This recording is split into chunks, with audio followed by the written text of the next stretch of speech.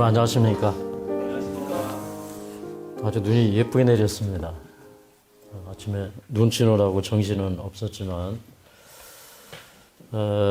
정신 좀 차리기 위해서 찬미 한 잔 더 하고 시작하도록 하겠습니다. 우리 찬송 40장 하겠습니다.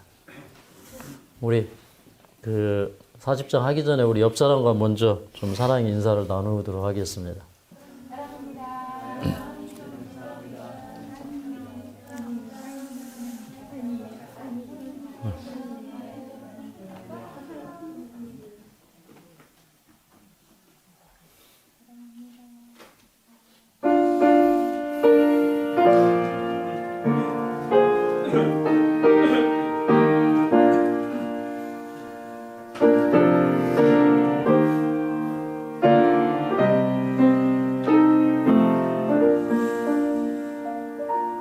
주 하나님 지신 모든 세계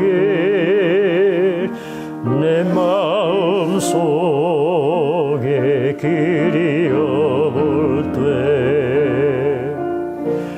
하늘의 별 울려 퍼지는 내 손 주님의 권능 우주의 찬례 주님의 높고 위대하심을 내 영혼이 찬양하네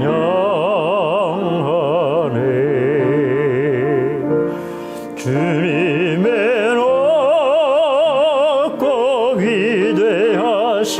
위대하심을 내 영혼에 찬양하네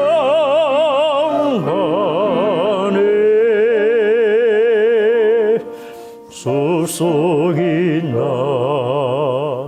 험한 산 골짜기에서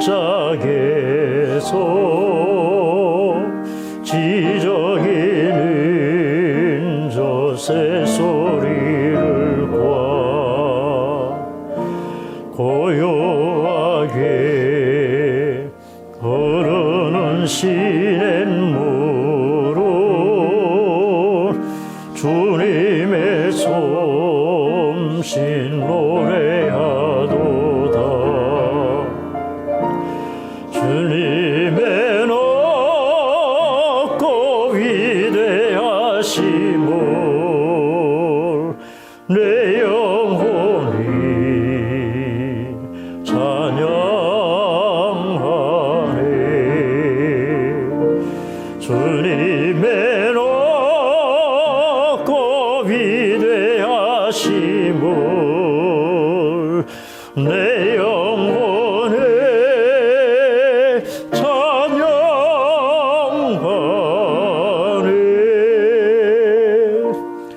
주 하나님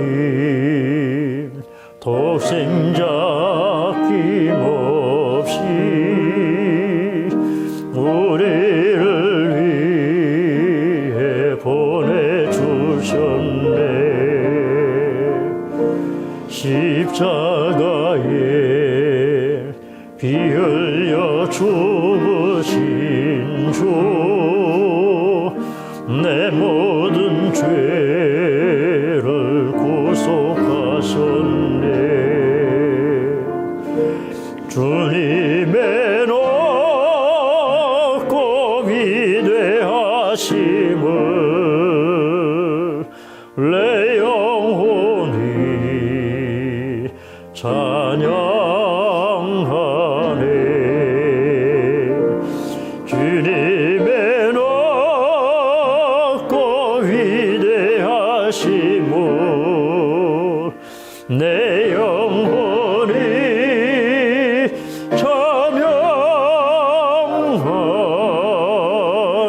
찬양하네 간주하고 사절하겠습니다.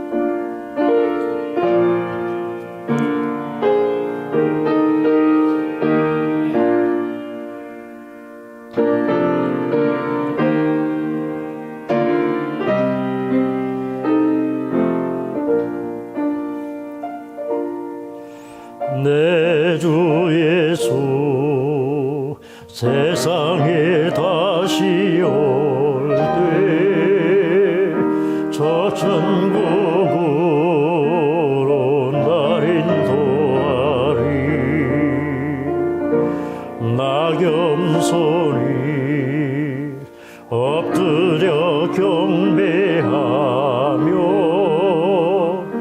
영원히 주를 찬양하리라.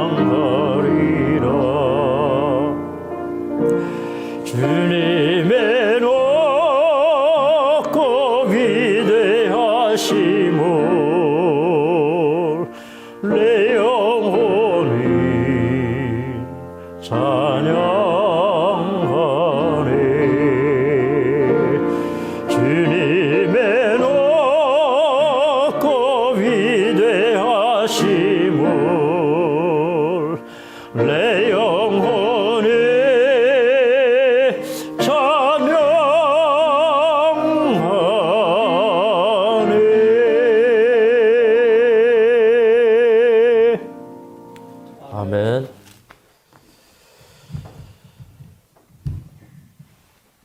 우리가 하나님을 아는 것이 가장 큰 축복입니다. 그리고 또 진정한 삶의 변화와 개혁은 예수님을 알 때 일어납니다. 또 우리가 예수님을 알 때 우리 생애에 새로운 동력이 생깁니다. 그리고 우리가 주 안에서 값진 생애를 살고 또 주님 안에서 주님이 원하시는 삶을 살 수 있는 힘을 충전하게 됩니다. 그래서 오늘 또 하나님 말씀을 통해서 그 말씀 안에서 또 치유와 새로운 힘을 발견하게 되기를 간절히 바랍니다. 자, 이제 이스라엘 백성들이 애굽에서 나온 지 40년 만에 가나안 땅에 입성을 하게 됩니다. 그런데 그 40년을 보면은 그 시내 반도를 아주 다람쥐 쳇바퀴 돌듯이 이렇게 돌았어요. 그래서 이제 40년을 보낸 다음에 드디어 이제 이 백성들이 가나안 땅에 들어가게 되는 것입니다. 그런데 이 가나안 땅으로 들어가는 길에는 이제 많은 민족들이 가로막고 있었습니다. 그래서 이제 가나안 가까이 왔을 때 그 사해바다 그 동편 오른쪽으로 이제 제일 먼저 보면 그 에돔이 있어요. 근데 에돔 사람들에게 길을 좀 열어달라고 했지만 열어주지 않으니까 이제 그 이스라엘 백성들이 저 동쪽으로 이렇게 쭉 돌아서 험한 길로 가려고 하니까 아주 마음에 불평도 생기고 또 그러다가 불뱀이 나와서 불뱀에 물려서 많은 사람들이 죽어가다가 하나님께서 구리뱀을 만들어서 높이 달라고 했어요. 그런데 그때 그래도 믿음으로 그 구리뱀을 쳐다본 사람들은 살았습니다. 그리고 이제 그 동편을 또 올라와서 에돔이 있는데 에돔 옆을 지나쳐서 이제 그 요단강 동편 쪽으로 이제 이렇게 와서 아모리족을 쳐가지고 이제 가나안으로 들어가려고 하는데, 근데 아주 성경에는 이 굉장히 흥미로운 사실을 얘기하고 있어요. 근데 이 아모리 족속들은 아주 키가 크고 장대했어요. 그래도 마치 그 창세기 6장에 보면 그때 당시에 하나님의 아들들은 이제 그 저쪽 그 에덴에서 가까운 그런 이 산 쪽에 이렇게 퍼져서 살았더라면 이제 그 가인의 후손들 이제 성경에서 그 사람의 딸들이라고 표현한 이 가인의 후손들은 이렇게 에덴 동산에도 떠나서 저희 그 메소포타미아 이쪽에 그 에브라다다 그 유프라데스 강이죠. 예, 유프라데스 강 이쪽으로 해서 이제 그 문명을 이루고 이렇게 살다가 이 하나님의 백성들이 점점점 이렇게 타락을 해서 도시 문명 속으로 들어가서 하나님의 아들들이 사람의 딸들과 만나서 이제 그 결혼을 하고 이러면서 이제 그 시대가 굉장히 멸망을 당할 수밖에 없는 그런 시대가 되었는데, 근데 그 노아 시대의 특징 있는 한 가지는 거기에 네피림이 있었다 이렇게 얘기합니다. 그 네피림. 예. 근데 그 네피림을 이제 뭐 영어로는 자이언트. 그래서 이제 거인들이라고 이제 그렇게 또 얘기를 하죠. 그러니까, 이 노아 홍수 전에, 그러니까, 창조 후 약 한 1500년, 600년 지났을 때, 그때 이 땅에는요, 이렇게 거대한 이 거인들이, 키가 장대한 그런 사람들이 있었어요. 근데, 그 키가 장대한 사람들 가운데 한 종족이 아모리 종족들입니다.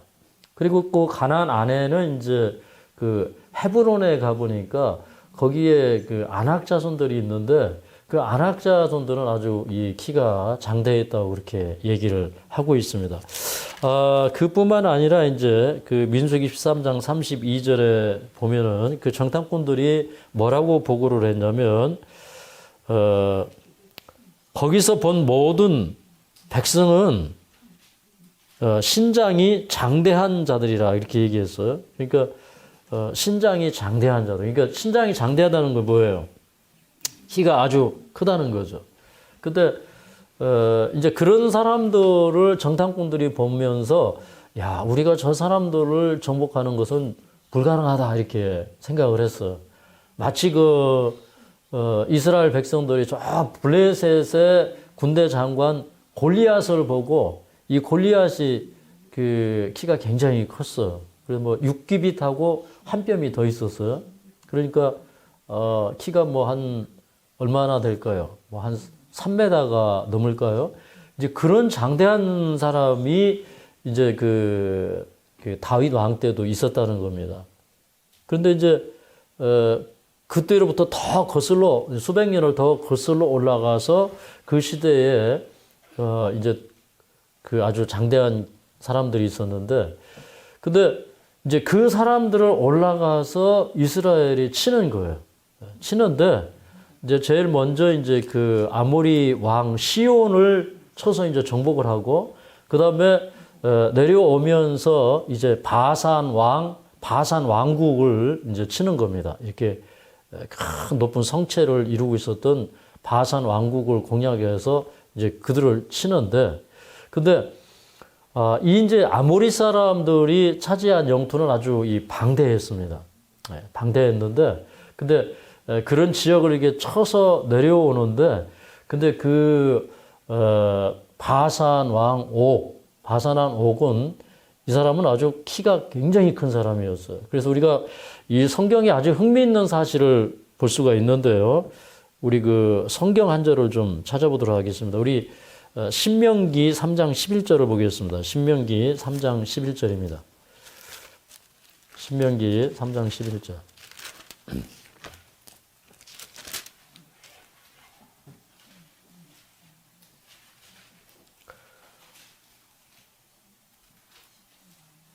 자, 신명기 3장 11절, 구약성경 264쪽입니다.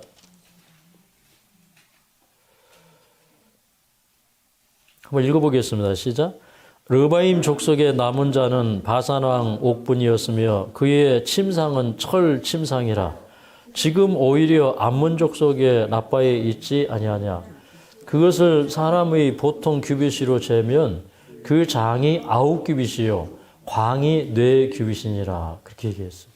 여기 보니까 그 규빗은 이제 여기 팔꿈치서부터 여기 가운데 손가락까지 요거 1규빗이라고 그래요. 그런데 이제 보통 규빗은 한 45cm 정도 되고, 그다음에 뭐 여기 이제 개역성경 난해주에 보면 뭐 왕실 규빗은 54cm다 그렇게 얘기를 해요. 그럼 45cm로 이제 계산을 하면 49, 36에다가 59, 45 이렇게 더하면요, 이 3m가 넘어요. 3m가. 3m 한 5cm 정도 돼요. 그러니까 철 침상의 길이가 3m 5cm예요. 그 다음에 요 폭이 요게 4규빗이라고 아마 되어 있죠. 4규빗. 4규빗이에요. 그러니까 이게 침상 길이가 한 4m 정도 된다고 그러면 사람의 키가 얼마나 될까요? 네. 한 비율로 봐도 적어도 3m는 넘어야 돼요. 그죠? 사람들의 생각은 아마 이 사람의 키가 4m 가까이 되지 않았겠느냐 이렇게 얘기해요. 물론 이제 이 사람의 키는 다른 사람보다 좀 더 컸을 가능성이 있는데 이 성경에서 한 가지 우리에게 소개하고 있는 것은요. 사실은 고대에 이렇게 키가 큰 사람들이 있었다는 거예요.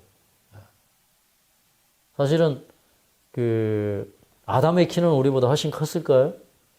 네. 기록에 의하면 우리보다 한 2배 이상 컸다 이런 기록도 있죠. 네. 그런데 어쨌든 그런 그 족속들을 상대해서 이제 이스라엘이 싸우는 것입니다. 그런데 여기 이제 그 전쟁을 할 때 이런 전쟁을 보면서 굉장히 두려워한 사람이 있었는데 이 모압 왕이었어. 이 모압 사람들은 그 이스라엘이 이러한 거대하고 힘있는 민족들을 쓰러뜨리는 걸 보면서 굉장히 마음속에 겁을 집어먹었어요. 근데 이제 오늘 이 본문의 얘기를 통해서 우리는 이제 모압 왕 발락이 이스라엘의 거짓 선지자 발람을 매수해서 벌이는 사건을 통해서 우리는 굉장히 중요한 교훈을 배우게 됩니다. 그러면서 이스라엘 백성이 이제 요단강을 건너서 가나안에 들어가기 직전에 맞닥뜨렸던 그 모압과의 그 영적인 싸움입니다. 이것은 하나의 그 육적인 전쟁의 이야기보다는 이 영적인 싸움으로 전개가 돼요. 이 싸움은요, 마지막 시대에 하나님의 백성들이 경험해야 될 그 영적 싸움과 너무나 닮았다고 하는 사실을 말씀을 연구하면서 배우게 되었어요. 근데 이제 이 발람, 이제 이 발람이라는 이 사람은 저 메소포타미아 지역, 또 이 성경은 또 아람이라고 얘기를 하고 있어요. 그쪽 지역에 살았어요. 그러니까 이스라엘과는 아주 동떨어진 곳에 살았는데 이 사람은 한때 아주 착한 사람이었고 하나님의 선지자였어요. 근데 이제 이 모압 족속이 힘으로는 이스라엘을 상대하기가 어려울 것 같아요. 그리고 이스라엘이 너무너무 겁이 나는 겁니다. 근데 이 이스라엘이 이제 올라오는데 어떻게 올라오냐면은 이 전쟁을 하는데 보니까 여기 그 아모리 족속과의 전쟁에서 어떻게 전쟁을 했냐면 여기 그 민수기 21장 35절에 보면 이런 말씀이 기록이 되어 있어요. 민수기 21장 35절에 보면 이 이스라엘 백성들이 이 그 아모리 사람들을 칠 때 이에 그와 그 아들들과 그 백성을 다 쳐서 한 사람도 남기지 아니하고 그 땅을 점령하였더라 그랬어요. 그리고 보니까 이스라엘이 이렇게 이 전쟁을 하는데 어떻게 하냐면 한 사람도 남기지 않고 다 죽이는 거예요. 그러니까 그런 걸 보면서 이 모압 왕 발락은 아주 겁에 질렸어요. 네. 그래서 이제 이 모압이 이렇게 보니까 이게 보통 일이 아니에요. 그 이스라엘 백성들은요 보면은 이렇게 이 백성들이 이동할 때는 항상 그들 앞에 이렇게 구름 기둥이 탁 이동을 하거든요. 네. 그리고 이제 그 이스라엘 백성들이 이 애굽에서부터 올라올 때 애굽을 이기고 그 다음에 아말렉을 이기고 막 이런 그 전쟁의 이야기들을 이 모압 사람들도 다 들어서 익히 아는 바예요. 근데 이제 그 사람들이 가까이 왔어요. 근데 이 사람들은요, 그 신비한 구름 기둥이 움직이고, 그 다음에 하나님의 언약궤가 움직이고 이러면서 전쟁을 하는데, 아니, 그 신기한 능력이 그들과 함께 하는 거예요. 그러니까 도저히 이 사람들을 이길 수가 없어요. 그래서 이 왕이 생각할 때, 야, 이거는, 그 신의 힘을 빌리지 않고는 이 전쟁에서 절대로 승리할 수가 없다. 근데 보니까, 가만히 보니까 그 이스라엘의 신 외에 다른 신은 그 신을 대적할 신이 없는 거예요. 그러면은 어떻게 해야 될까 고민하다가, 그러면 저 이스라엘의 그 선지자를, 그러니까 그 하나님을 믿는 이스라엘의 선지자라기보다는 하나님을 믿는 그 선지자를 우리가 매수해서 그 사람들을 저주하면 우리가 이길 수 있겠다 이런 생각을 해요.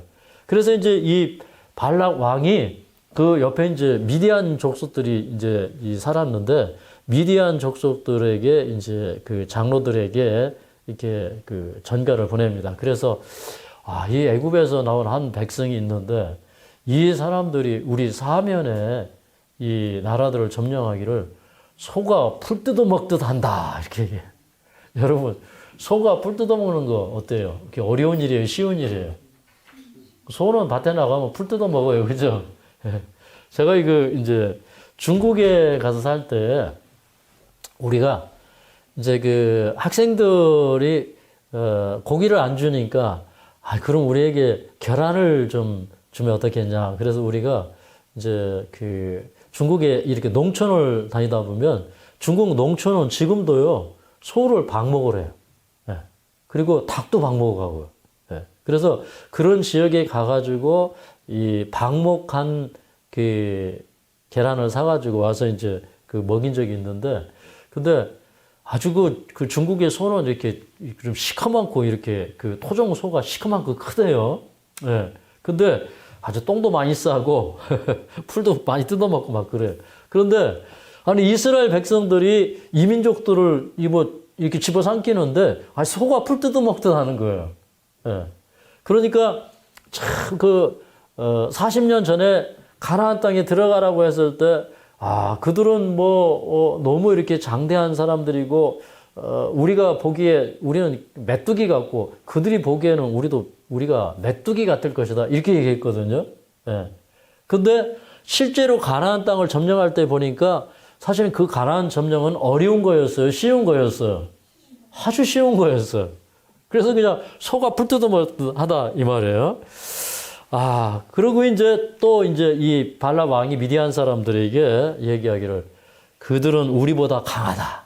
그렇게 해서 이제 이 미디안과 이제 이 모압이 동맹을 해가지고 이 사람들이 이제 저 메소포타미아에 거짓 선지자 발람을 데려오기로 결정을 하고 그 다음에 많은 예물을 준비해가지고 그 발람에게로 갑니다. 그래서 이제 이 모압의 사신들, 그 다음에 미디안 장로들이 같이 갔겠죠. 가서 이제 얘기하기를 지금 저 애굽에서 나온 한 민족이 있는데 당신이 올라와서 저 이스라엘 민족을 저주하면 우리가 이길지 모르겠다. 그러니 우리에게 와서 저주를 해주면 우리가 이렇게 많은 예물을 주겠다. 그래요.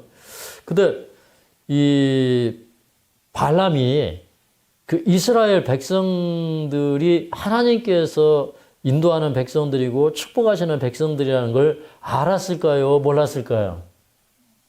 알았겠죠. 근데 이 발람 선지자의 치명적인 약점이 뭐냐면 돈에 약했다는 거예요. 돈에. 예. 근데 이게 보통 얘기가 아니에요, 이게. 그래서 우리는요, 이 성경의 역사들을 보면서, 어떻게 발람이 그렇게 돈에 매수돼가지고 그럴 수가 있을까? 근데 나중에 이제, 이 하나님께서 계속 그 발람에게 임재하시고, 어떤 때는 막 칼을 들고 나타나기도 하시고요. 예. 근데 하나님께서 거듭거듭 발람에게 하나님의 그 임재와 살아계심을 드러내 보이는데도 불구하고, 발람은 그 탐욕을 끝까지 버리잖아요. 네.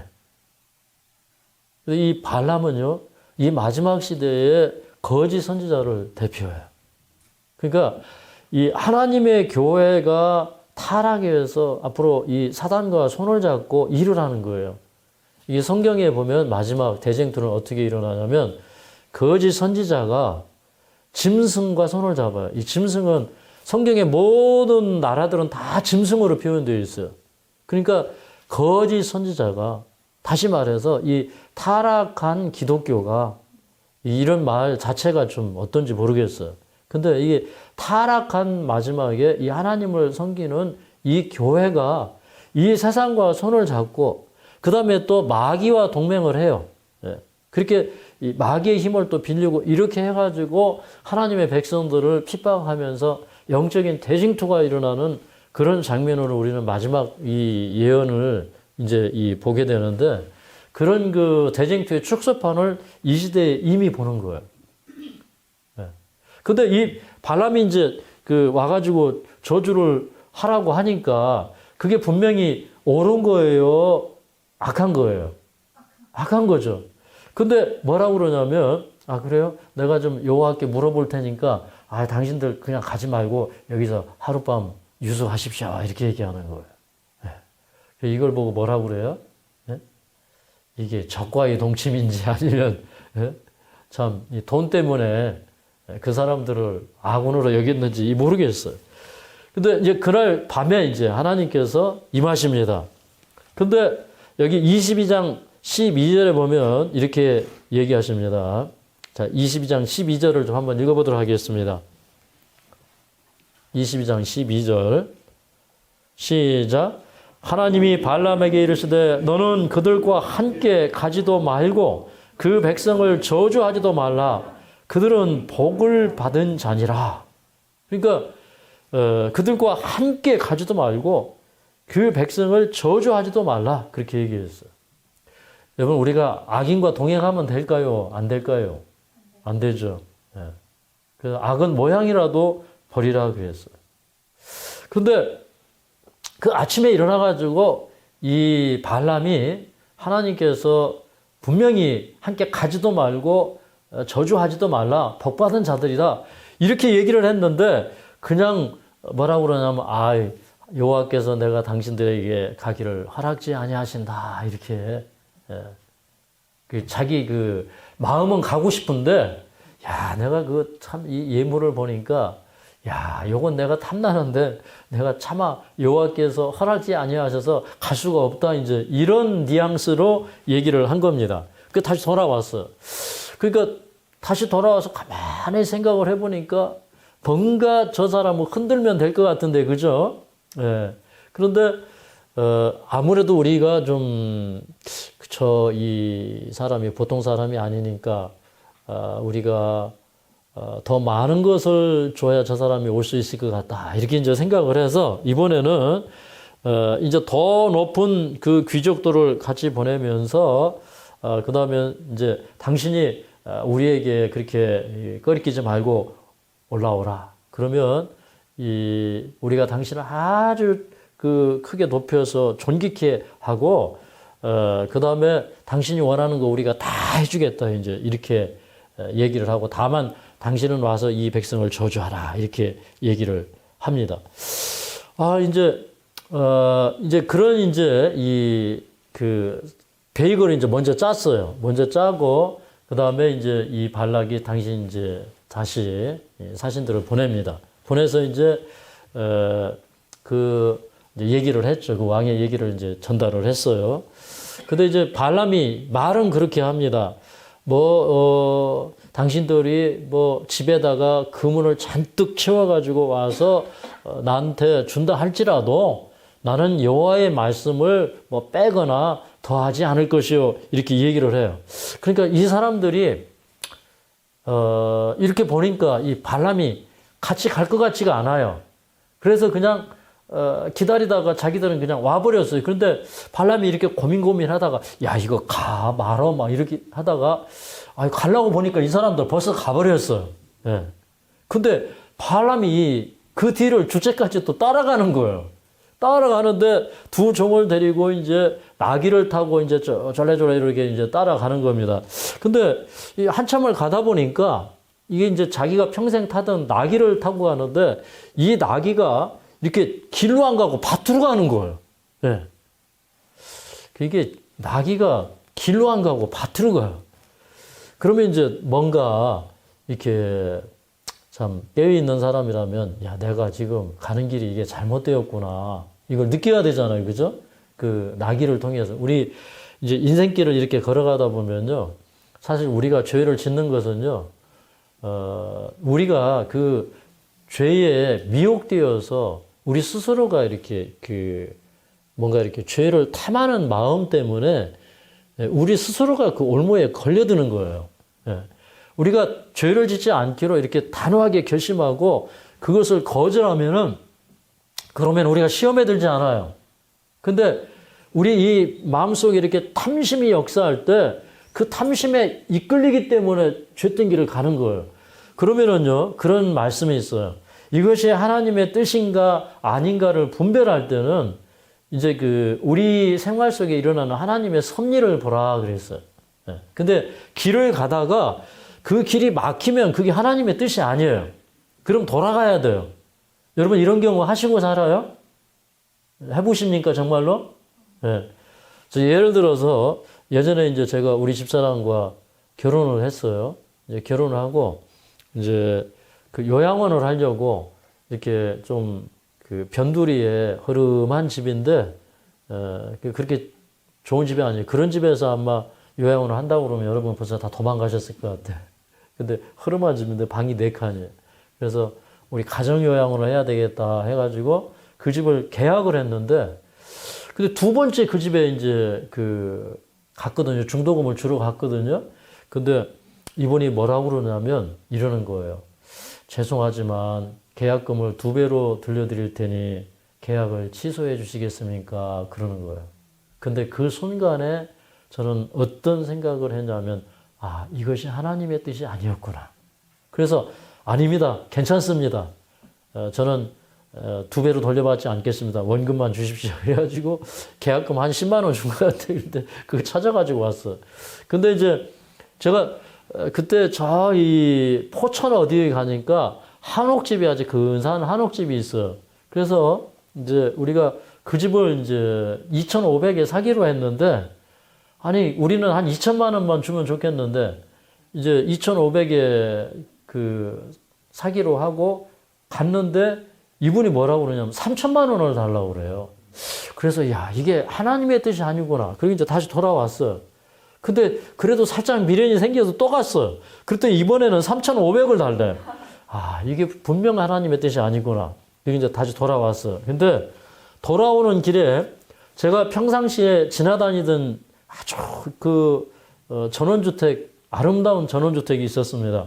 근데 어떻게 길을 잘못 들어가지고 그 집 앞을 이렇게 지나가게 되었어요. 근데 제가 멀리서 그 집을 바라보면서 야, 저 집에서 살았으면 좋겠다 이런 생각을 했는데 그날은 돌아오는 길에 길을 잘못 들어가지고 그 집 앞을 지나오는데 보니까 대문이 열려 있길래 들어가면서 침을 딱 발랐어요. 대문에다가 침 딱 바르고 요 집은 우리 집입니다. 그랬더니 우리 장모님 하시는 말씀이 이서방 그런다고 그 집이 하나님이 저기 이서방 집 돼? 그래서 아무나 좀 기다려 보시라고. 그리고 이제 제가 이제 기도하고 그 집 주인과 연락이 닿아가지고 그 집 주인이 원래는 자기 조카가 전세를 달라기도 안 주었던 집인데 아니 기도했더니 그분이 전화를 해가지고 대뜸 저한테 하는 얘기가 뭐라고 그러냐면 아니 내가 왜 당신한테 이 집을 주려고 생각했는지 모르겠어요. 그게 첫째 말이에요. 그럼 누가 하신 거예요? 아니 자기도 모르는 거예요. 왜 자기가 이 집을 저한테 줘야 되는지. 그러니까 이 집을 주겠구나. 그래서 기도를 한 가지 더 하기로 했어요. 아무래도 이 집은 비싼 집이니까 나는 돈이 없으니까 돈 없이 이 집에 들어가야 되겠다. 그래서 이제 두 번째 전략은 돈을 안 가지고도 들어갈 수 있도록 기도했어요. 그 다음에 이제 그 집을 이제 우리가 얻기 위해서 방문을 하는 그날이었습니다. 이제 기도하고 딱 가서 이제 그 집에 가서 또 기도하고 딱 일어서는데 그분이 또 그 첫 번째 말이 뭐냐면 저는 돈이 필요 없습니다. 그렇게 얘기해요. 그 기도가 응답이 됐구나. 그래서 제가 이제 그 집에 아주 싼 값에 들어갔거든요. 그러니까 우리가 길을 가다가 이게 나귀가 길로 안 가고 밭으로 가는 거예요. 그러면 뭘 깨달아야 돼요? 아, 이게 하나님이 막으시는구나. 그걸 깨달아야 돼요. 근데 이 발람이 이게 돈이 눈이 멀어가지고 그래도 이제 그 나귀를 막 때리고 해가지고 또 가는 겁니다. 근데 가다 보니까 이제 양쪽에 이게 이 포도원이 있고 그 다음에 이 길이 이렇게 좁은 길에 맞닿았어요. 양쪽에 이제 담벼락이 있고. 근데 이 나귀가 가다가 막 그 옆으로 비키려고 하면서 비킬 데가 없으니까 옆으로 막 미니까 거기에 이 발람의 발이 끼어가지고 막 상처가 난 거예요. 그랬더니 아니 이놈이 정신을 못 차리고 그런다고 나귀를 막 또 막 줘 팬 겁니다. 이제 그래가지고 이제 나귀는 죄도 없이 2번이나 이제 매를 맞고 그 다음에 이제 억지로 이제 나귀를 패가지고 이 발람이 또 이렇게 탁 길을 가는데 이제는 양 옆으로 비킬 수가 없는 이렇게 나귀만 빠져나갈 수 있는 이제 이 그런 길이에요. 그랬더니 이 나귀가 그 아마 돌아서서 엎드린 것 같아요. 그 발람 앞에 나귀가 엎드려 버렸어요. 그러니까 아니 이놈이 예? 안 가고 또 이렇게 반항을 한다고 막 그냥 또 개패듯이 막 패는 겁니다. 그랬더니 여기 그 22장에 이 28절에 보니까 22장 28절에 보니까 나귀가 말을 하는 거예요. 나귀가. 예. 나귀가 말을 하는데 22장 28절에 보니까 이렇게 얘기해요. 아니 당신한테 내가 무슨 잘못을 했기에 나를 3번이나 이렇게 때리는 것이요. 이렇게 얘기를 하는 거예요. 예. 그러니까 이제 발람이 하는 얘기가 아니 내가 나를 거역하니까 내가 팼지 내 손에 칼이 있었으면 너는 그냥 당장 죽었다 이러는 거예요. 그랬더니 이제 그 나귀가 하는 얘기가 이겁니다. 여보시오 주인님, 내가 당신이 일생 동안 타고 다니는 나귀가 아니요. 내가 언제 당신한테 이런 행습을 한 적이 있습니까? 내가 당신 말 거역한 적이 있습니까? 이렇게 얘기를 하는 거예요. 야, 이쯤 되면은 발람이 뭘 느꼈어야 돼요? 야, 이게 참 두려움이 임해야 돼. 나귀가 말을 한다는 건 두려움이 임해야 돼. 근데 저는 이제 이런 말씀 하나 이렇게 보면서 이런 말씀을 읽을 때 제 생애 속에 오시는 예수님을 깊이 생각하지 않을 수가 없어요. 우리는요, 이제 이 죄는 이제 그가 2가지의 죄가 있죠. 하나는 뭐냐면 모르고 지은 죄예요. 모르고 지은 죄. 그 다음에 2번째 죄는 알고도 짓는 죄예요. 이건 고의성이 있는 죄를 우리는 고범죄라고 그래요. 그러면 이 발람이 지금 짓고 있는 죄가 무지 중에 지은 죄 아니면 고범죄예요. 고범죄. 근데 여러분 무지에서 알지 못해서 짓는 죄는 죄가 있을까요? 없을까요? 예? 있을까요? 없을까요? 있어요? 예. 근데 성경은요, 레위기서 4장, 5장 이런 데를 읽어보면 이 사람이 자기가 죄를 짓고 그게 죄인 줄 모르고 죄를 지었는데 나중에 그걸 깨달으면 속죄자를 드리라 그랬어요. 예. 그걸 깨닫는 순간에 그게 정지가 돼요. 예. 근데 모르고 지었지만 또 죄가 그 정말 덜 되는 죄가 있고 더 되는 죄가 있는데 이런 거예요, 여러분. 내가 말씀을 들을 기회를 등한히 했어요. 누가 예언을 막 가르쳐 주는데 내가 안 들었어요. 누가 나한테 정말 굉장한 예수님을 믿을 수 있는 기회를 주고 우리가 인생을 선하게 살 수 있는 그런 길들을 열어줬는데 그대로 따라가지 않았어요. 그거는요, 어떤 때는 그로 인해서 무지로 죄가 지어지지만 그거는 등한히 한 죄, 게을리 한 죄, 여기에 해당되는 거예요. 빚을 받기를 등한히 하고 게을리 한 죄. 근데 이 발람은 계속해서 이 고범죄를 지어요. 그러니까 우리가 발람이 되지 말라는 법이 없어. 왜 그러냐면 발람 앞에는요, 이게 돈과 부귀, 영화가 그를 유혹하고 있었어요. 그래서 그 유혹에 누구든지 빠질 수 있다고 하는 겁니다. 하나님께서 이제 이 나귀가 항변해도 안 되는 거예요. 그래서 눈을 밝혀서 발람의 눈을 여니까 여호와께서 큰 칼을 들고 서 있는 거예요. 네. 그건 나귀는 봤는데 발람은 보지 못한 거예요. 그러면서 이제 이 여호와의 사자가 하는 얘기가 만약에 이 나귀가 너를 피하지 않았더라면 내 칼이 너를 벌써 베었을 것이다. 그러니까 이제 발람이 이제 두려워서 아이고 제가 범죄했습니다. 예. 그런데 당신이 기뻐하지 아니하시면 제가 돌아가겠습니다. 이렇게 얘기해요. 근데 이 말에는 어떤 뉘앙스가 있어요. 예. 당신이 기뻐하지 아니하시면 내가 돌아가겠습니다. 이 말에는 어떤 뉘앙스가 있어요. 나는 내 본심은 아직도 가고 싶다 이거예요. 근데 아니 나는 가고 싶은데 당신이 기뻐하지 않으면 안 가겠다는 거예요. 이게 참 이게 우리가 생각할 때 이해 안 가잖아요.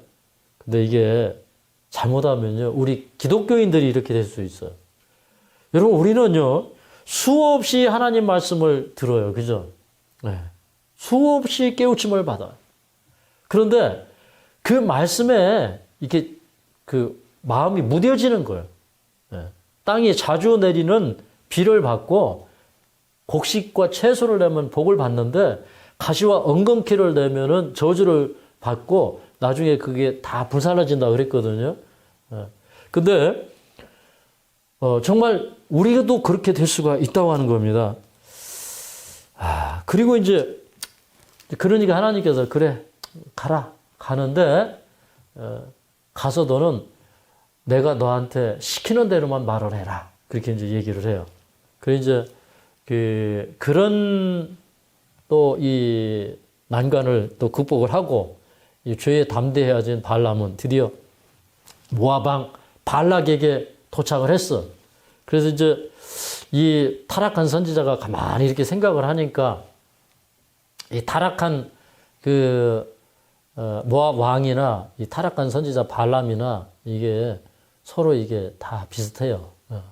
서로 통하는 게 있어요. 그런데 이제 이 발람이 생각하기를 이 이제 여호와께 제사를 드릴 때 이제 어떻게 제사를 드리는지를 알아요.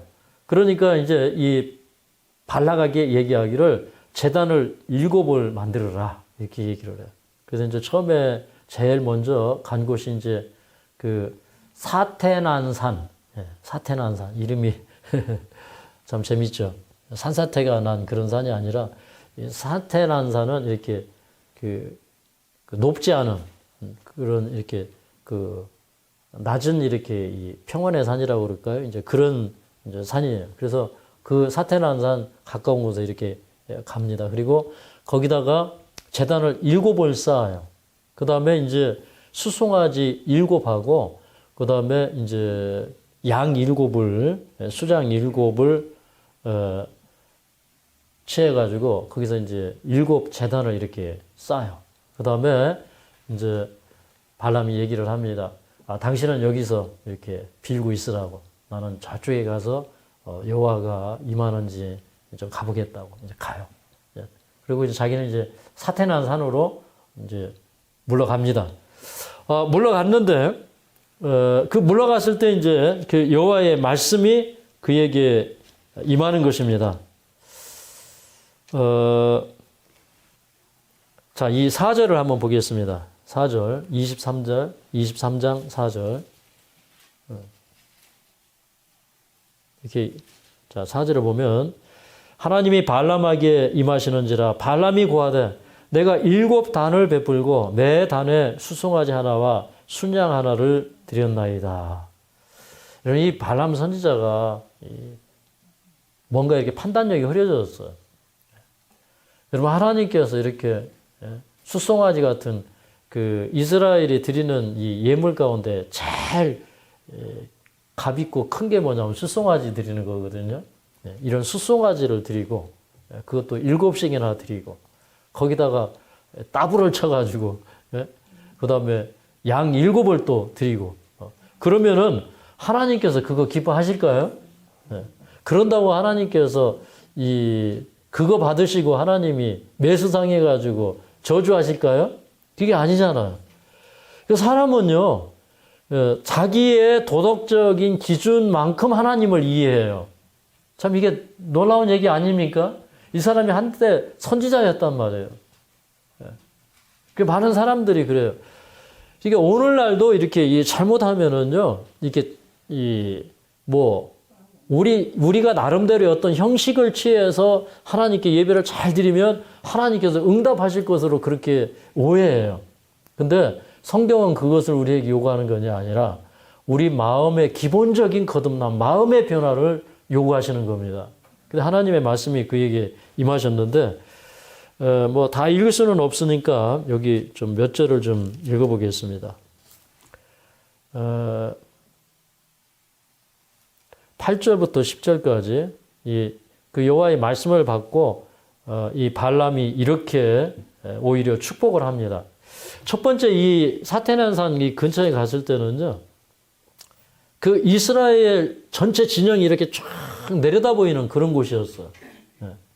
그런데 그 들어선 그 모습, 그러니까 이스라엘 백성들이 이렇게 하나님의 법궤를 중심으로 해서 쫙 이렇게 진열을 갖추어서 이렇게 딱 장박을 치고 있는데 그 모습이 얼마나 감동적이고 아름다운지 그 모습을 보고 오히려 성령이 감동을 받아가지고요, 발람이 축복을 할 수밖에 없는 그런 상황으로 가요. 그가 이제 축복을 합니다. 여기 이제 뭐 7절부터 읽으면 더 좋지만 우리는 8절, 9절, 10절을 좀 읽어보겠습니다. 시작. 하나님이 저주치 않으신 자를 내 어찌 저주하며 여호와께서 꾸짖지 않으신 자를 내 어찌 꾸짖을꼬. 내가 바위 위에서 그들을 보며 작은 산에서 그들을 바라보니 이 백성은 홀로 처할 것이라. 그를 열방 중에 하나로 여기지 않으리로다.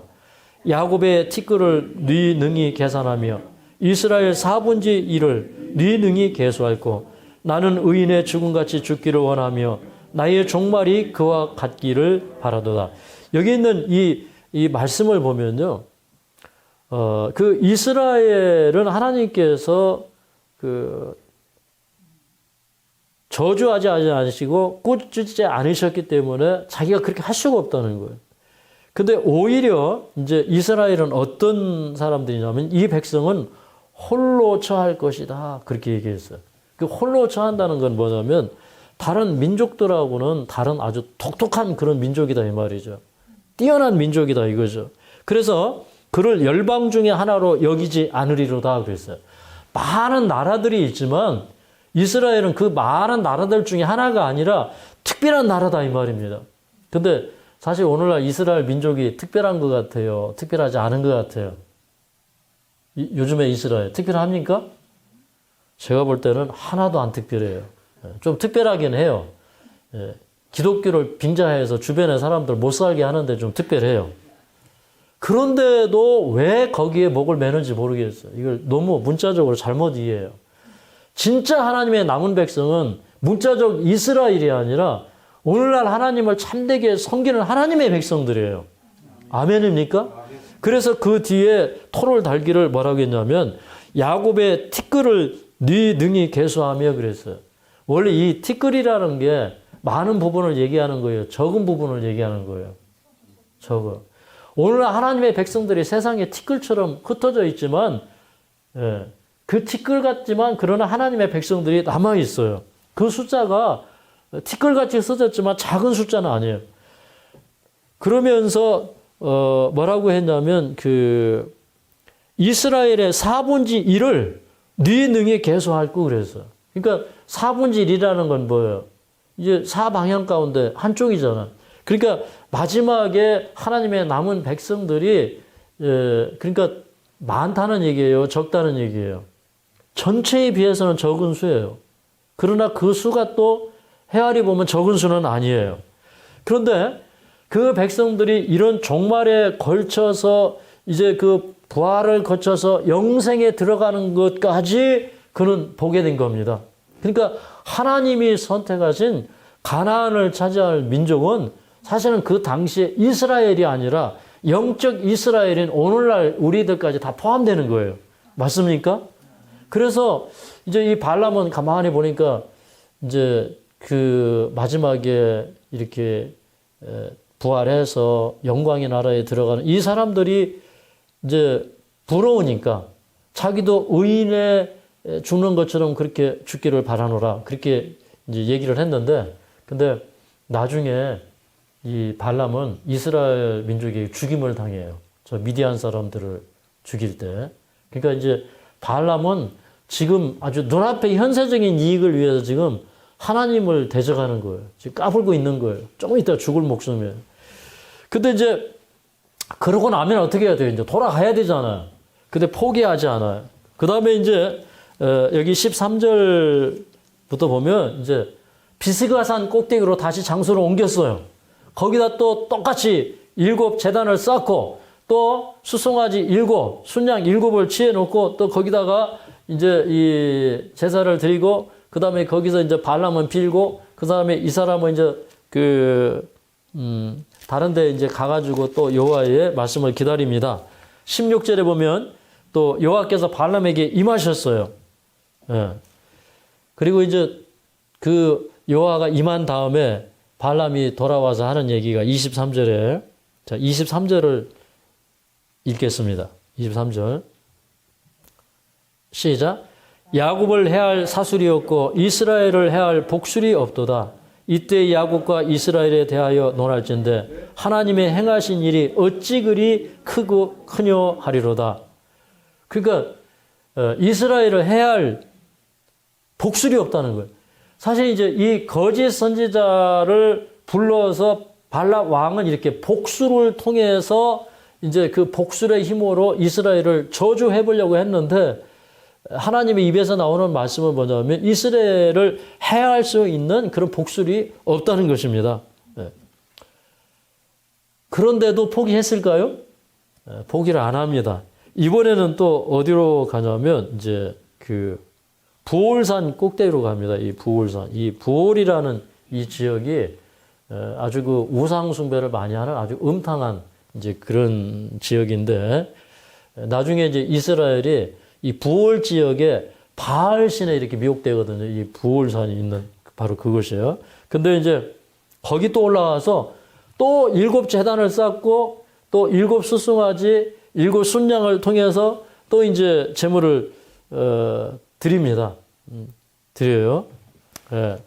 그리고 이제 뭐 24장 여기 뭐 1절에 보면 이번에는 이 발람이 이전과 같이 사슬을 쓰지 아니하였다 이런 얘기를 합니다. 그러니까 저는 이런 생각을 했어요. 여러분, 발람은 자기 나름대로는 기도한다고 했을 거예요. 근데 하나님의 뜻을 어기고 하는 기도는 하나님이 보실 때 그게 복술이나 사술이나 같은 거예요. 맞습니까? 네. 우리 이 생각할 게 참 많아요. 어떤 사람들은요, 하나님께 기도한다고 그러는데 이게 이 기독교 안에도 샤머니즘적인 그런 신앙적 요소가 굉장히 많아요. 우리 정신 차려야 됩니다. 제가 그 어릴 때요, 이제 어디 전도회를 갔어요. 근데 이분이 성경의 예언들을 가르치는데, 막 이스라엘이 뭐 어떻게 되고 막 이런 예언들 막 가르치는데, 옆에서 이제 사람들이 막 밤새도록 뭐 눈물 흘리고 막, 통곡을 하고 기도하고 그러는데 나는 눈물 한 방울도 안 나오고 통곡이 하나도 안 나오고 그 예언이 도대체 나는 이해가 안 가요. 제가 나중에 그 예언을 연구해 보니까 예언은 그런 예언이 아니더라고요. 그래서 제가 그때 내가 왜 그 예언이 나한테 감동이 없었는지를 알게 되었어요. 근데 내가 볼 때 그 엉터리 예언이에요. 여러분 제가 한 번은 이런 적이 있어요. 이제 제가 어떤 교회에 갔는데 부흥 강사님이 와가지고 다니엘서 2장 설교를 하는데 뭐라고 그러냐면 뭐 산에서 뜨인들이 와가지고 그 우상에 머리를 쳐서 박살을 냈습니다. 그래요. 그러니까 사람들이 아멘 그랬어요. 조금 이따 성경을 잘 읽어보니까 이 뜨인들이 와가지고 이 발가락을 쳤어. 발을 쳤어. 머리를 친 게 아니라. 근데 성경이 분명히 잘못되게 이게 가리켰고 성경에 기록하고는 틀린데도 사람들은 그것을 들으면서 아멘 하는 거예요. 그만큼 엉터리 해석이 많은 거예요. 그래서 잘못하면은 이게 하나님께 기도하는 게 사술이 되는 거예요. 이게 복술이 되는 거예요. 그 다음에 이제 자, 좀 보겠습니다. 근데 하나님의 말씀이 또 임해가지고 하나님이 뭐라고 하시냐면 이렇게 얘기합니다. 자, 여기 5절부터 7절까지 좀 읽어보도록 하겠습니다. 5절부터 7절. 24장 5절부터 7절. 시작. 야곱이여 내 장막이 이스라엘이여 내 거처가 어찌 그리 아름다운고 그 벌어짐이 골짜기 같고 강가의 동산 같으며 여호와의 심으심 침향목 같고 물가의 백향목 같도다. 그 통에서는 물이 넘치겠고 그 종자는 많은 물가에 있으리로다. 그 왕이 아각보다 높으니 그 나라가 진흥하리로다. 자, 이스라엘의 그 왕은 아각보다 높다. 그때 당시에 가장 강한 왕이라고 여겼던 아각보다 높다. 이런 얘기도 있고요. 근데 저주하라고 하면 자꾸 축복하니까 이 모압 왕 발람이 화가 나는 거예요. 그러니까 손뼉을 탁 치면서 아니 축복을 해야지 저주를 하면 어떡하냐고 따지는 거예요. 그러면서 당신 이제 3번이나 축복했으니까 이제 당신 있는 곳으로 달려가라고 막 그래요. 빨리 가버리라 그렇게 얘기를 합니다. 근데 그때 발람이 한마디 더 하고 가요. 내가 앞으로 모압이 어떻게 되는지 얘기를 하고 가겠다. 당신한테 고하고 하겠다. 이렇게 얘기하면서 오히려 이제 17절에 가서는 모압이 멸망당할 것을 예언을 해버립니다. 그리고 그 자손들, 자식들까지 다 멸망할 것을 예언을 합니다. 근데 이제 이 발람이 그런데도 집에 안 갔어요. 집에 안 갔어요. 그러니까 참 하나님의 말씀을 믿어야 되잖아요. 그죠? 근데 안 믿는 거예요. 그래서 이게 참 저는 애석한 게 뭐냐면 하나님을 믿는 사람들이 타락하면 가장 무서워요. 그래서 오늘 이 발람 얘기를 읽으면서 저도 정신이 번쩍 드는 거예요. 왜 그러냐면 우리가 이 하나님을 믿고 신실하게 살지 못하면 이 발람이 돈에 빠져가지고 자기의 예언하는 능력을 거짓 예언하는 데 사용하려고 얼마나 애를 썼습니까? 근데 이 발람이 정말 무서운 일을 또 한 가지 합니다. 여기 이제 오늘 마지막 부분입니다. 오늘 말씀의 마지막 부분 25장인데 여기 보면 이제 그 이스라엘 백성들이 이 시딤에 모여 있어요. 이제 가나안 정복을 위해서 이제 전열을 가다듬고 모세는 전력을 다해서 전심을 다해서 이 백성들을 데리고 이제 가나안에 이제 진군에 들어가기 위해서 준비하느라고 바쁘고 백성들은 이제 시딤에 잠깐 머물러 있는 동안에 이제 한가롭고 나태하니까 눈이 자꾸 엉뚱한 데로 돌아가는 거예요. 근데 그 이제 주변에 이 모압 족속들이 있는 겁니다.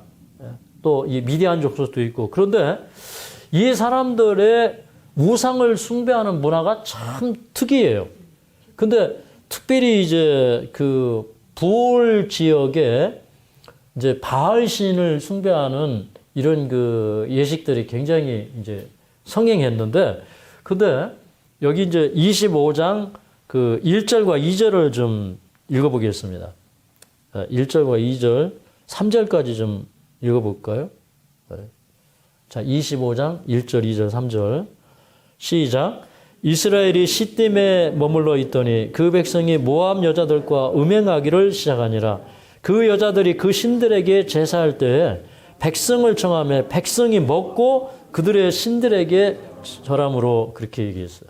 여기 보니까 그 모압 여자들과 음행하기를 시작했다 그랬어요. 그러니까 이 바알 신을 숭배하는 곳에는요 여사제들이 있었어요.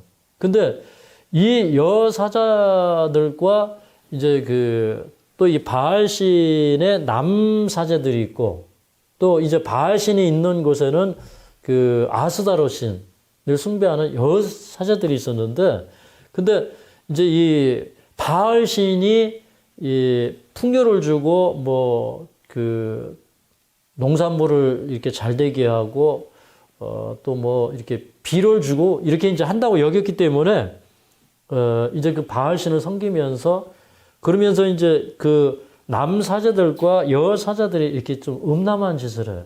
그래서 어떤 분은 이제 그 바알 숭배의 그 예식의 그 연구를 하면서 이렇게 이제 막 그 여자들이 이렇게 막 그러니까 나쁜 짓을 할 때 막 애쓰고 막 그럴 때 막 땀이 흐르고 막 이러잖아요. 그게 이제 바알이 비를 주는 행위다. 이렇게까지 이렇게 그 묘사를 했어요. 그러니까 다산을 통해서 어떤 또 이렇게 그 여사자들과 이렇게 그 성행위를 해요. 그러면 이제 막 이 남자 저 남자 와가지고 이렇게 성행위를 하고 그러면 이게 그것이 맞지? 그 이렇게 씨를 뿌리는 거예요. 이게 농사를 지을 때 이렇게 씨를 뿌리는 행위하고 이게 좀 비슷해요. 그래서 이제 그런 그 음탕한 그 예배가 있고요. 그 다음에 이제 뭐 여기 이제 18절에 보면 또 그 미디안 족장의 딸 부올이라고 하는 여자가 또 등장을 해요. 그러니까 이 여자도 이제 이스라엘 백성들을 미혹하는데 한몫을 한 것 같아요. 그러니까 그 이제 모압 족속의 그런 신전 여자들, 어떤 뭐 귀족들 이런 여자들이 와가지고 이렇게 남자들의 마음을 이렇게 홀리는 겁니다. 그래서 유혹을 하니까 그 예배에 참석을 하게 되는 거예요. 그래서 이제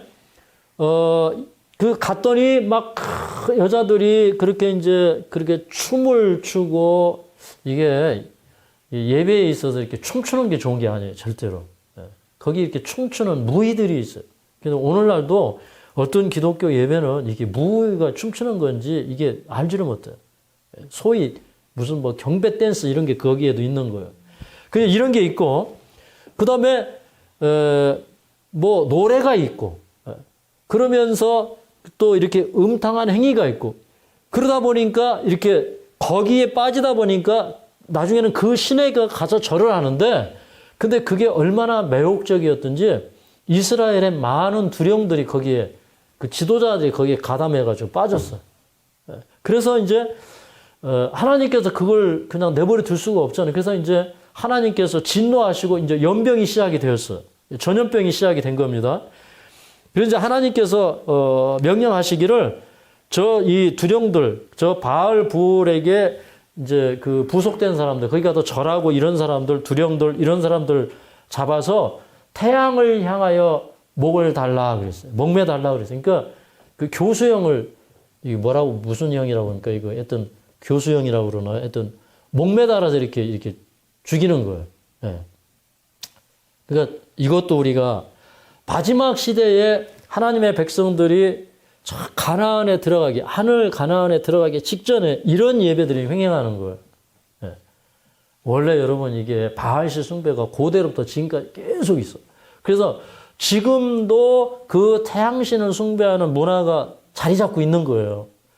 지금까지도 사람들은 일요일을 무슨 날이라고 불러요? 태양의 날이라고 불러요. 네. 태양신 숭배가 아직도 우리의 문화 가운데서 너무나 쉽게 접하기 지금도 있는 거예요. 이런 걸 보면 우리는 정신을 똑바로 차려야 됩니다. 그럴 때에 이제 이스라엘 백성들이 이 회막문에 나아가서 통곡하면서 하나님 앞에 회개하고 있는데, 그런데 거기에 또 기가 막힌 일이 있었는데, 그 시므온 지파 가운데 시물이라고 하는 사람이 미디안 수로 왕의 딸, 그러니까 공주예요. 미디안의 5 왕 가운데 한 왕이 수로 왕이었는데 그 딸의 그 이름이 고스비예요. 그래서 이 시므리가 고스비를 데려다가 장막 안에서 지금 음행하고 있어요. 그러니까 아마 시므리는 그렇게 생각했을지도 몰라. 야, 내가 말이야 그래도 잘 나가는 사람이거든. 내가 저 미디안의 공주하고 내가 지금 사랑을 하고, 근데 뭐 누가 말려 나도 장가 갈 때가 되고 뭐 이런 마음을 가지고 아마 장막 안으로 들어갔을 거예요. 근데 그때 이제 그 제사장 비느하스가 이걸 보고 의분이 일어납니다. 그래가지고 이제 창을 가지고 들어가서 이제 그 두 남녀가 이렇게 합쳐져 있어요. 남자는 위에 있고 여자는 밑에 있어요. 그러니까 어떻게 했어요? 창을 갖다 꼽아버렸어요. 그랬더니 하나님께서 이스라엘의 연병이 그치게 하셨어요. 그러니까 하나님은 그런 그 제사장의 행위를 기쁘게 여기신 거예요. 그때에 여기 8절에 보니까 연병으로 죽은 사람이 24,000명이에요. 24,000명. 9절에 24,000명. 우리 다른 신약 성경에는 이제 그날 죽은 사람이 당일에 죽은 사람이 2만 3천 명이다 이런 말씀이 있어요. 그러니까 또 다른 날 또 이 1,000명이 뭐 재판을 받고 죽든지 아니면 뭐 태양을 향해서 목매달아 죽은 사람 가운데 들어있든지 뭐 하여튼 2만 4천 명이 죽었다 이런 얘기를 합니다.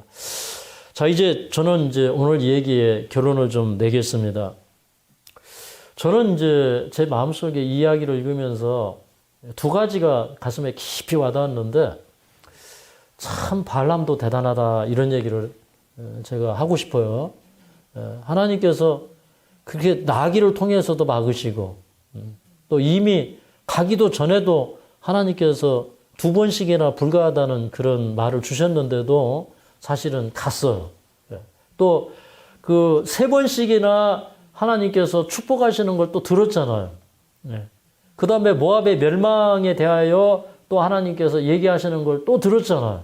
근데 25장에 이 종교적인 예배를 만들고 대축제일을 선포하고 그 다음에 이걸 다 뒤에서 조작하고 요 예배를 통해서 이스라엘을 이 타락하게 만들 계략을 꾸민 장본인이 누구냐면 발람이었어요.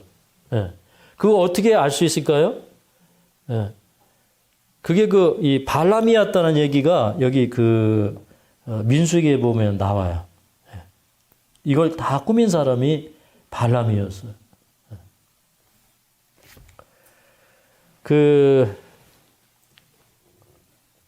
우리 요한계시록 2장 14절에도 이런 말씀이 있어요. 요한계시록 2장 14절에도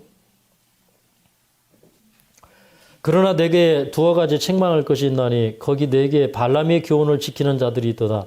발람이 발락을 가르쳐 이스라엘 앞에 올무를 놓아 우상의 제물을 먹게 하였고 또 행음하게 하였느니라. 그러니까 여기 이 요한계시록 2장 14절은 발람이 발락을 가르쳐서 이스라엘 앞에 올무를 놓았다 이렇게 얘기하고 있어요.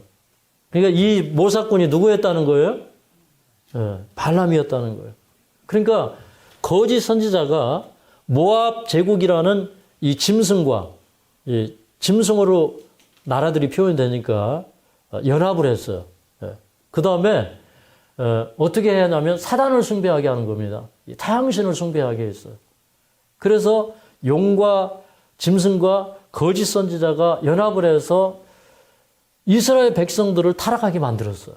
그러니까 저는 보니까 이스라엘 백성이 가나안에 들어가기 전에 가장 큰 강적을 만났는데 이게 뭐냐면 모압 족속인데 이 모압 족속은 그냥 정치적인 하나의 세력이 아니라 정치적인 힘으로는 어떤 군사적인 힘으로는 안 되기 때문에 뭘 이용했어요? 종교적인 힘, 그 다음에 거짓 종교의 힘, 타락한 선지자의 힘을 이용해서 이스라엘 백성들을 넘어뜨리려고 했는데 마지막 역사가 이렇게 일어난다 이 말입니다. 이게 요한계시록 해석에 굉장히 중요한 또 키포인트가 될 거예요. 그래서 저는 이제 오늘 제 마음속에 깊이 각인되는 사건은 뭐냐면 여러분 우리가 돈을 따라가다가는 하나님도 예언도 성령의 선물도 다 버리게 돼요. 맞습니까? 네. 그래서 우리는 이 세상에 보이는 것을 따라가지 말고 이 세상에 눈 감고 오직 하늘만 향해서 눈을 뜨고 가도록 우리는 기도해야 됩니다. 네. 우리 말씀을 마치도록 하겠습니다. 자비하신 우리 아버지, 오늘 또 저희들에게 이스라엘의 역사를 통해서 오늘날도 이 시대에 반복되고 있는 예언의 말씀들을 보게 하시니 감사합니다. 아멘. 저희들은 참으로 발람과 같지 아니한 길을 간절히 원합니다. 아멘. 저희가 이 세상 끝날까지 우리의 신앙이 돈에 매수되지 않도록 도와주시옵소서. 아멘. 우리의 바른 삶이 주님께서 주시는 교훈의 말씀들이 이 세상의 유혹거리로 말미암아 타락하고 버려지지 않도록 붙들어 주시옵소서. 아멘. 참으로 저희들 오늘도 주님의 뜻대로만 살기를 원합니다. 아멘. 저희 앞에 놓여져 있는 장애물이 아무리 커 보인다 할지라도 참으로 우리는 그것을 능히 극복할 수 있음을 믿습니다. 이스라엘이 참으로 그 가나안 정복을 하는 데 있어서 소가 풀을 뜯어먹듯이 그렇게 형통하게 그렇게 쉽게 가나안을 정복할 수 있었던 것처럼 아버지 우리가 주님 안에서 주님의 능력 가운데서 살도록 도와주시옵소서. 우리가 이제 우리의 연약함을 이기기를 원합니다. 우리의 질병을 이기기를 원합니다. 이미 하나님께서 우리를 치유해 주심을 믿습니다. 우리가 오늘 또 주님 안에서 기뻐하며 걷는 하루가 되게 하여 주시옵소서. 우리가 산을 오르든지 어디에 있든지 항상 기도하면서 주님과 동행하는 하루가 되게 하여 주시옵소서. 예수님의 이름으로 간절히 기도하옵나이다.